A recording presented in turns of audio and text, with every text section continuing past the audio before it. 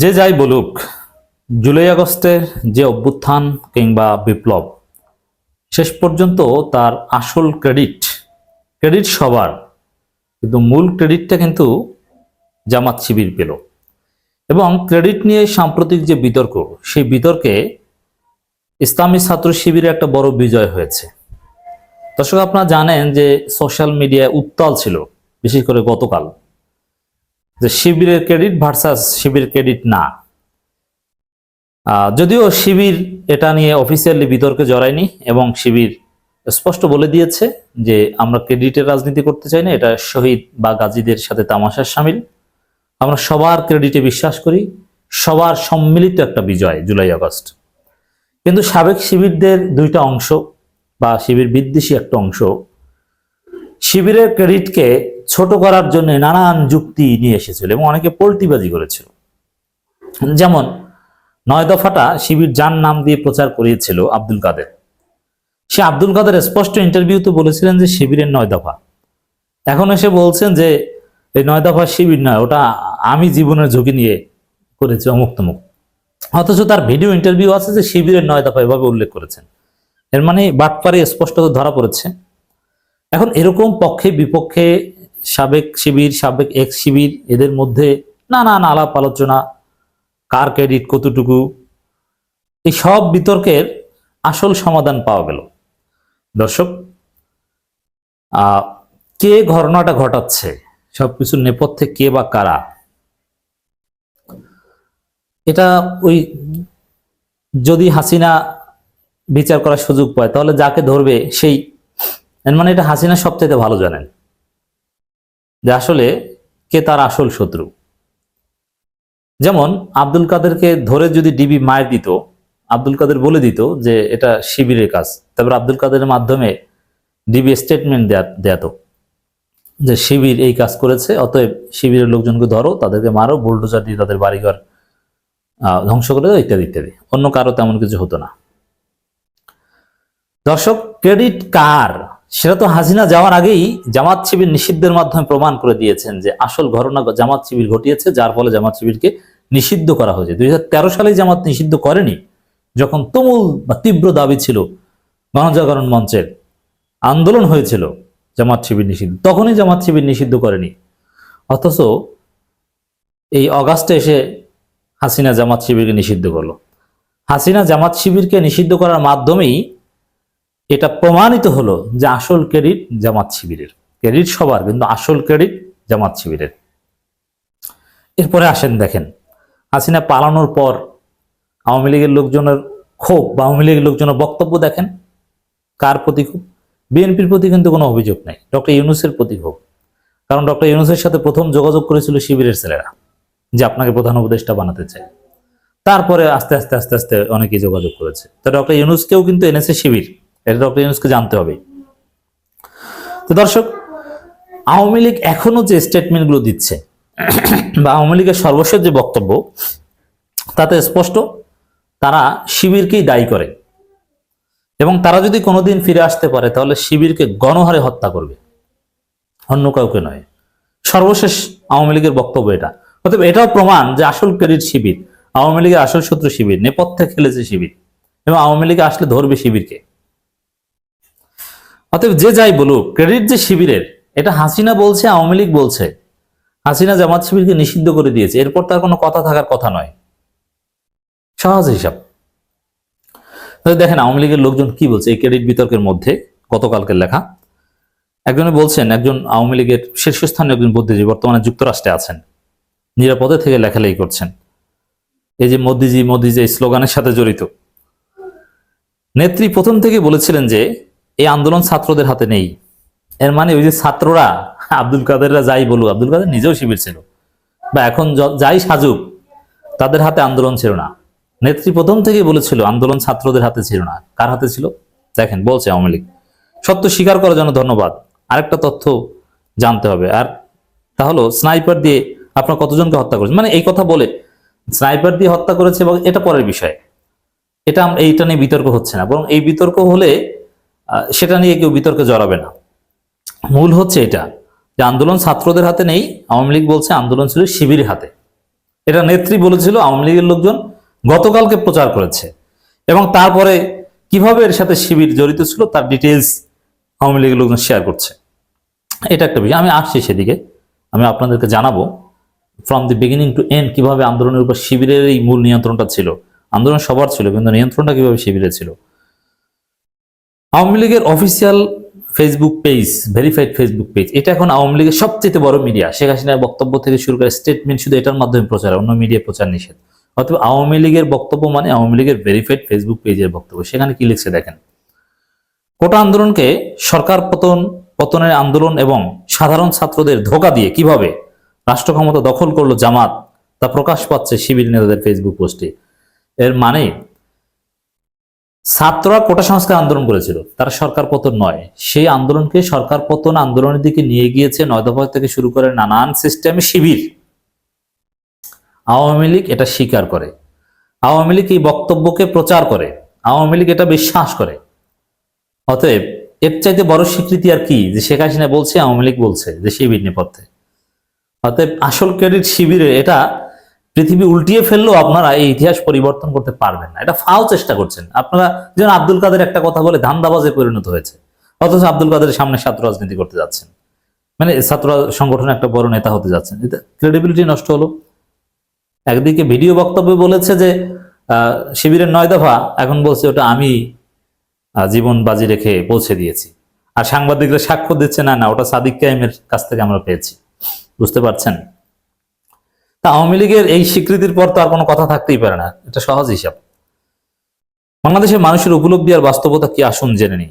আসুন জেনে আসি মোহাম্মদ ইশরাকের পোস্ট থেকে কোথায় কি ছিল ইত্যাদি ডিটেইলস বর্ণনা। তা আমি সংক্ষেপে কিছু আপনাদেরকে শোনাবো পরে, যাতে আপনারা জানতে পারেন যে পুরো আন্দোলনের from the beginning to end, quota সংস্কার আন্দোলনকে কিভাবে সরকার পতনের আন্দোলনের দিকে নিয়ে যায় শিবির, বিহাইন্ড দ্য সিন থেকে শিবিরেই যে নেপথ্যের মূল নায়ক, এটা উঠে এসেছে। আওয়ামী লীগের স্বীকৃতি আছে, আওয়ামী লীগ এটাই মনে করে, আর এই কারণেই নিষিদ্ধ করেছিল গোয়েন্দা তথ্য এটাই। এখন কেউ কেউ বলছে যে শিবিরের বাসায় থাকা নিয়ে অনেকে কথা বলছে, যে শিবির বাসায় রেখে এখন খোটা দেয়।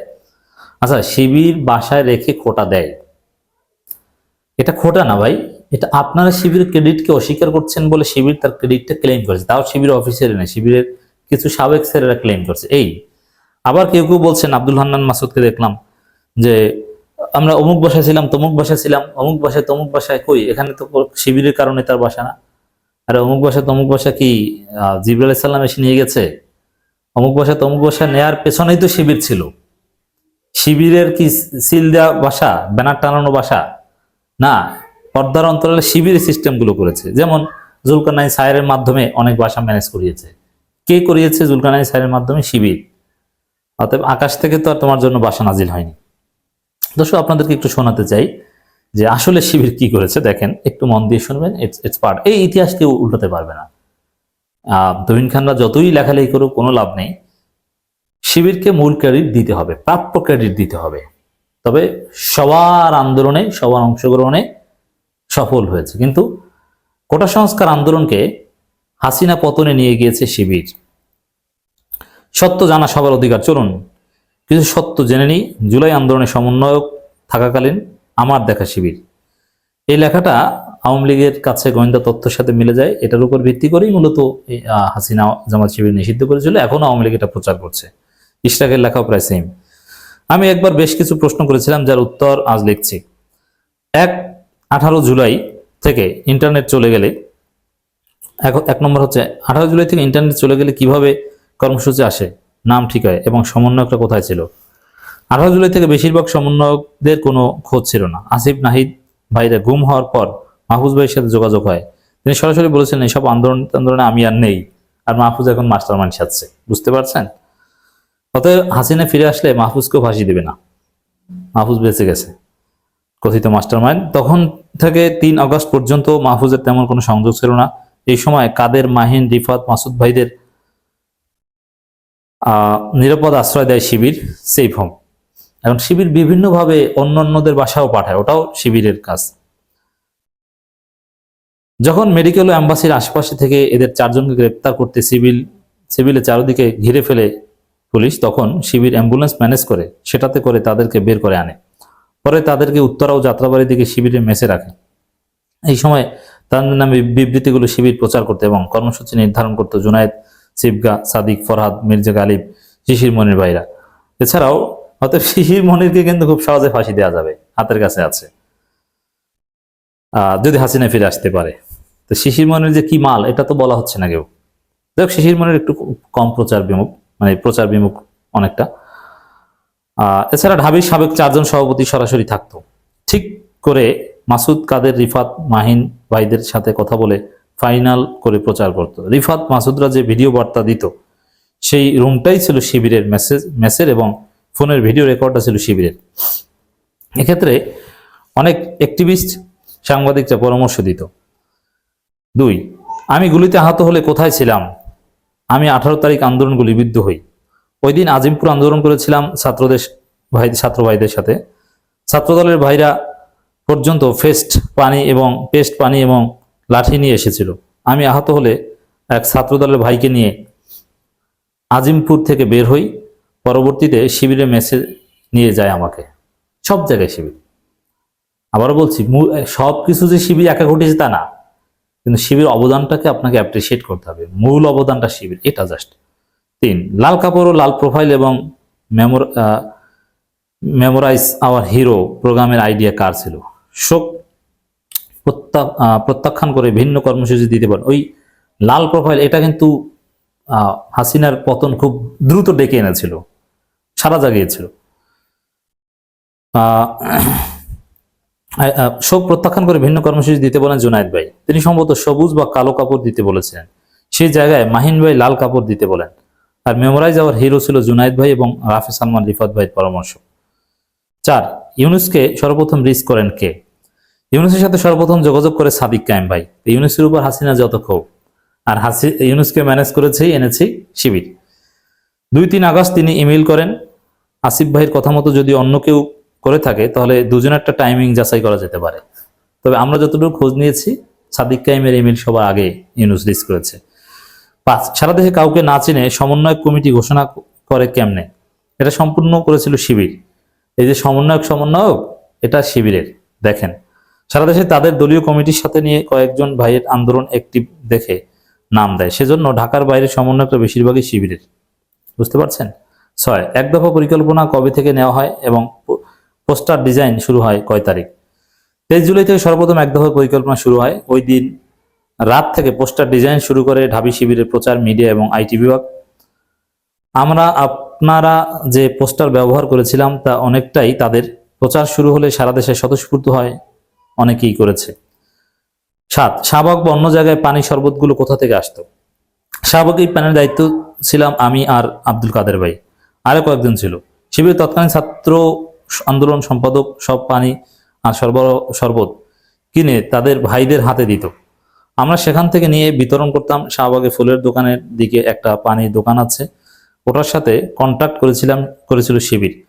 ওখান থেকে অনেক পানি আনা হতো, বাদবাকি নাস্তা কারণ বাজার থেকে আনতো বর্তমান ছাত্র অধিকার সম্পাদক শিবিরের।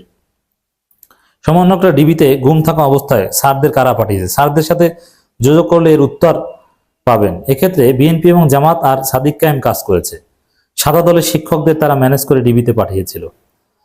9, আন্দোলন একটা কোডিং ভাষা ব্যবহার কথা শুনেছিলাম।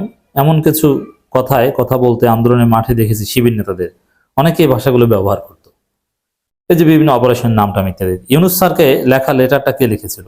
এটা লিখেছিল এস এম ফরহাদ। সালমান নামে গোয়েন্দাদের ফাঁকি দিতে সাদিক কায়েম। তারা যোগাযোগ করার জন্য তাদের নেতাকর্মীদের একটা সিম ব্যবহার করত। সংবাদ মাধ্যম 9 দফা পাঠাতে ওইরকম অনেক সিম ব্যবহার করা হয়। 11, আব্দুল কাদের ভাইকে 9 দফা ওর নামে হয়েছে জানতো না, তখন সে ঘুমেছিল। তার নাম সাদিক ভাই সব জায়গায় নিউজে পাঠায় এটি। পরে ঘুম থেকে উঠলে ওনাকে বলে এ ব্যাপারে যে তাকে অনেকেই কল করবে, সেই জন্য বলে তার পক্ষ থেকে গিয়েছে। যাত্রাবাড়ি আব্দুল কাদেরকে যে মোবাইল কিনে দেওয়া হয় তাও দিয়েছিল শিবির। তার ভাউচার এখন তাদের কাছে আছে। আরেকটা কথা অ্যাড করি, 15 তারিখ যখন ছাত্রলীগ মিছিলে হামলা করলো, 16 তারিখ কর্মসূচিতে হামলা হবে, এটা সবাই জানতো। সেজন্য 16 তারিখ সায়েন্সের হলগুলো সহ শহীদ মিনারে যে সবুজ পাইপ ও লাঠিগুলো আনছিল সে সব কিনে এনেছিল শিবির। তাদের নেতাকর্মীদের দিয়ে আনায়। আমি যে বাসায় ছিলাম ওই বাসায় রেখেছিল এসব। মোটামুটি 3000 লাঠি ছিল এখানে। বিদ্রুপ পরীক্ষা থাকার কারণে সকালে পোস্ট দিয়ে চলে গিয়েছিলাম, হতে পারে আমার অনেক ইনফরমেশন ভুল আছে, আমার জানা মতে যা ছিল শব্দগতভাবে তা এডিট করে দিয়েছি। আবারও বলছি যে এটি আমার দেখা, এর বাইরে একজন প্রত্যক্ষদর্শীর ক্লিয়ার বর্ণনা ইতিহাস, এবং এটা আওয়ামী লীগের কাছে যে গোয়েন্দা তথ্য বা আওয়ামী লীগ যেভাবে ভেবেছিল সেটা মিলে গেল। এর মানে 2 এ 2 4 মিলে গেলেই তো সত্য হয়। অতএব ক্লিয়ার, জামাত শিবিরকে নিষিদ্ধ করার মধ্য দিয়ে ক্রেডিট শিবিরকে দিয়ে গিয়েছেন হাসিনা। তারপর এখন আবার আওয়ামী লীগের ফেসবুক পেজ থেকে এগুলো প্রচার করার মাধ্যমে শিবির আরেকবার স্বীকৃতি পেল। অতএব হাসিনা আসলে শিশির মনির সহ শিবিরকে ফাঁসি দিবে।